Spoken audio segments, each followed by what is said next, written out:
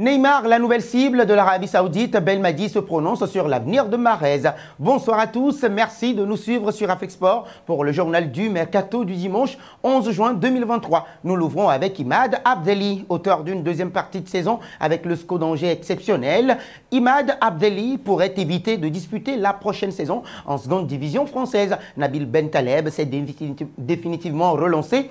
Farid El Melali a retrouvé des couleurs, Fawzi Goulam également a pu enchaîner et autre bon point, Imad Abdelli s'est révélé au plus haut niveau. L'ex-joueur du Havre qui a débuté la saison sur la pointe des pieds s'est définitivement arrogé une place de titulaire à la reprise post-Coupe du Monde. Précieux techniquement, décisif également, 2 buts sur 2 belles frappes, 2 passes décisives. Le milieu offensif s'est ainsi vu appelé pour la première fois par Djamel Belmadi pour la présente trêve internationale. La progression du joueur pourrait se poursuivre d'après le Courrier de l'Ouest. En effet, le RC Strasbourg qui s'apprête à accueillir de nouveaux investisseurs aurait fait part de son intérêt pour Abdelli, qu'Angers estime à 8 millions d'euros. L'affaire qui pourrait bien évidemment se conclure après le passage du club devant la DNCG doit être encore validée par la direction d'un club qui hésite à maintenir ou non son entraîneur Frédéric Antonetti. Après ça, nous enchaînons avec un autre Algérien. Comme expliqué ces derniers jours, Oussem Aouar rejoint l'AS Roma jusqu'en 2028. Le club italien a officialisé ce dimanche la signature du milieu de terrain de 24 ans en fin de contrat avec l'OL. Je suis très heureux d'avoir signé à Rome parce que c'est un grand club avec une grande histoire, explique celui qui devrait devenir dans quelques jours ou dans quelques heures international algérien. Je pense que c'est le bon projet pour moi avec une grande équipe, des joueurs de qualité et des supporters unis. Je suis toujours et désormais un joueur de Diallo Ressi et je suis prêt. Formé à Lyon, Oussem Aouar aura disputé 233 matchs avec l'OL pour 41 buts. Nous arrivons à l'instant quiz avec 3 indices pour connaître notre joueur mystère du jour. Premier indice, je suis un milieu de terrain de 24 ans. Deuxième indice, je viens de quitter la France pour l'Italie. Troisième indice enfin, polémique sur mon choix de sélection. Qui suis-je? Vos réponses sont attendues en commentaire. Nos félicitations à tous ceux qui ont répondu à Marie Traoré lors du dernier journal du Mercato. C'était le joueur à trouver puisqu'il est un défenseur de 31 ans qui a déposé ses valises récemment à la Real Sociedad. Capitaine du Stade Rennais, il a déjà joué à l'Irsk SK en Belgique et au Stade de Reims. Passons à Luka Modric. Après avoir attiré Cristiano Ronaldo et Karim Benzema, l'Arabie Saoudite préparait une offre XXL pour s'attirer les services de Luka Modric, 37 ans aujourd'hui, en fin de contrat avec le Real Madrid.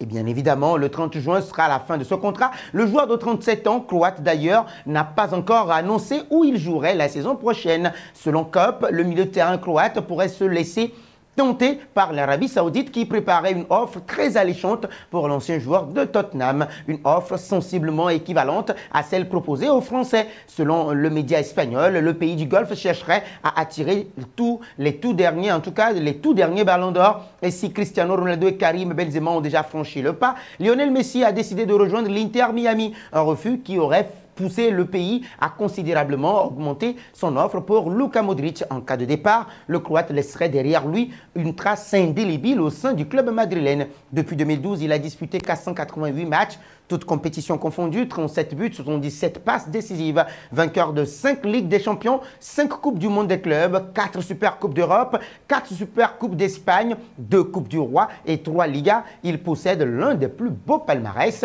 du Real Madrid. Nous évoquons à présent l'actualité de Bernardo Silva après la victoire de Manchester City face à l'Inter Milan 1-0 samedi soir. En finale de Ligue européenne et des champions, Bernardo Silva a été questionné sur son avenir et l'intérêt que lui porte le Paris Saint-Germain. Il dit ceci, écoutez bien les amis, honnêtement, je ne sais pas. On va voir ce qui va se passer dans les prochaines semaines. Maintenant, il faut célébrer. On a fait quelque chose de spécial, a déclaré le milieu de terrain portugais au micro de Téléfoot, auteur de 7 passes et 7 buts, j'allais dire, et 8 passes décisives en 55 matchs, toutes compétitions confondues. Bernardo Silva est sous contrat jusqu'en 2025 avec les Sky Blues.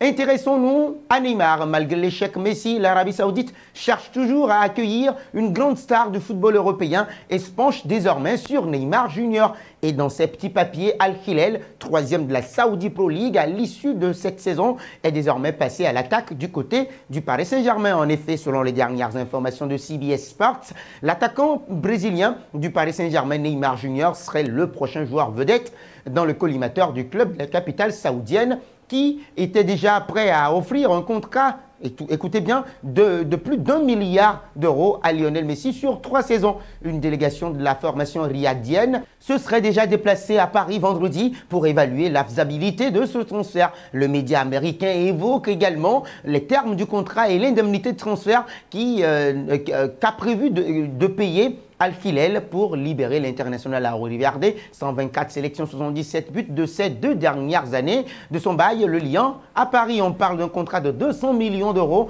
par an, soit un montant semblable à celui signé par CR7 pour son arrivée à Al Nassr. Quant au chèque attendu, il serait estimé à 45 millions d'euros. Les dirigeants saoudiens n'ont pas encore entamé de dialogue avec le Paris Saint-Germain au sujet d'une possible signature, mais ils ont déjà quand même préparé leur plan pour convaincre Neymar.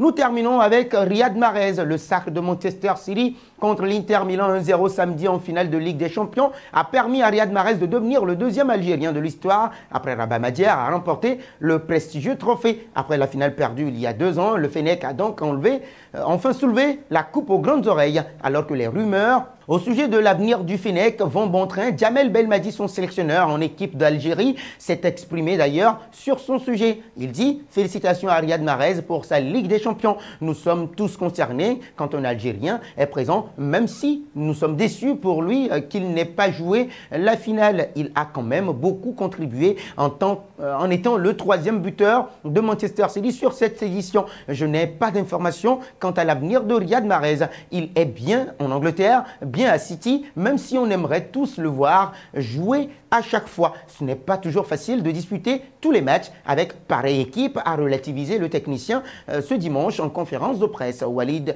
Mesloub, ancien coéquipier de Riyad Mahrez au Havre 2011-2014, avait déclaré au micro de DZ Foot en amont de la finale, justement à propos de son ami de longue date, devenu remplaçant cette saison. S'il est heureux et épanoui à Manchester City, il continuera.